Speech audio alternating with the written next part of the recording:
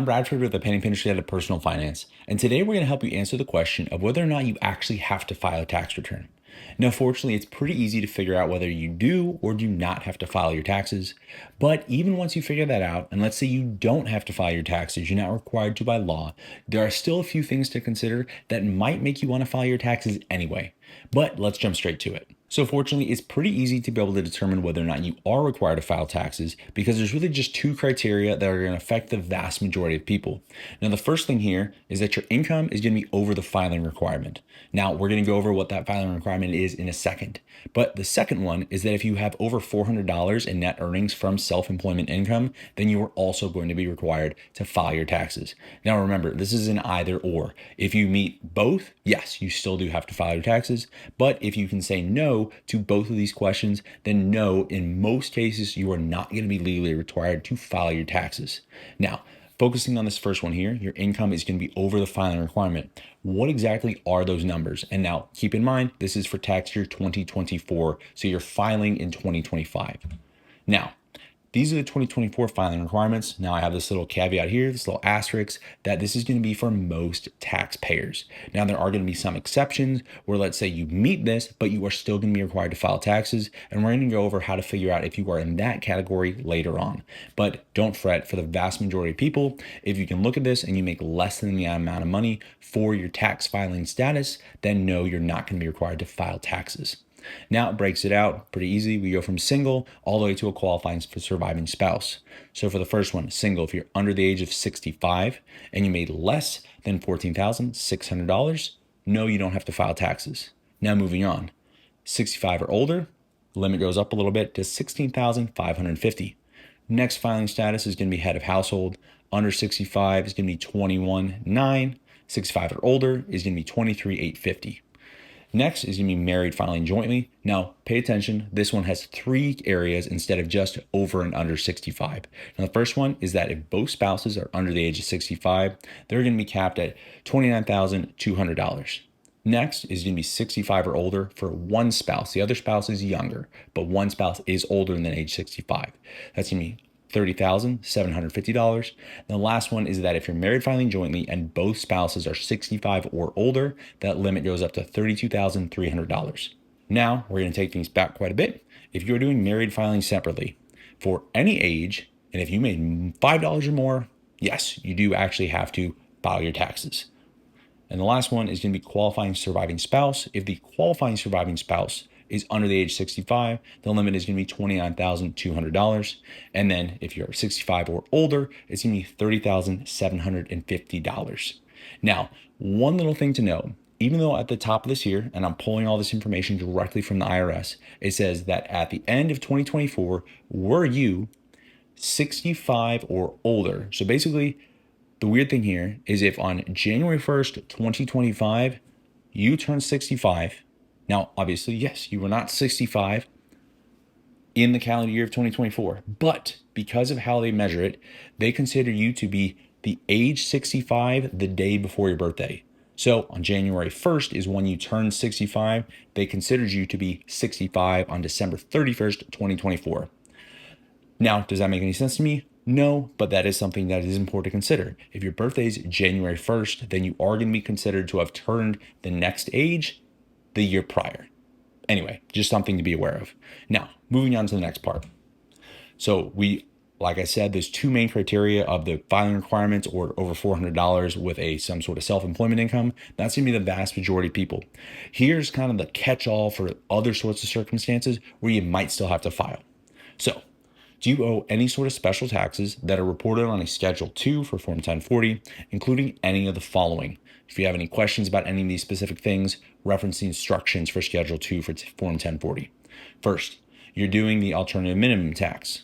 You have additional tax on qualified plan, including an additional retirement arrangement, IRA, or other tax favored account. Social Security or Medicare tax on tips you didn't report to your employer or on wages you received from an employer who didn't withhold these taxes. If you have uncollected Social Security, Medicare, or railroad retirement tax on tips you reported to your employer, or on group life term insurance and additional taxes on health savings accounts. You have household employment taxes or recapture taxes. Now, that's kind of one category. Now, the next couple ones that are also going to require you to file taxes, even if you make less than the requirement amount or you do not have self-employment income. So you or your spouse received Archer MSA, Medicare Advantage MSA, or health savings account distributions. You had net earnings from self-employment of at least 400. The IRS lists this in two separate areas, even though this and the first category that I talked about are the same.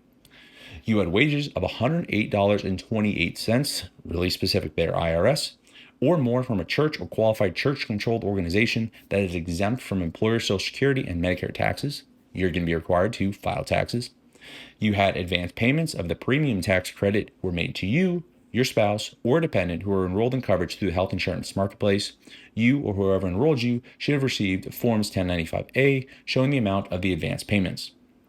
You were required to include amounts of income under Section 965, or you had a net tax liability under Section 965 that you were paying installments under Section 965H, or deferred by making an election under Section 965I. And lastly, you purchased a new or used clean vehicle from a registered dealer and reduced the amount you paid at the time of sale by transferring the credit to the dealer.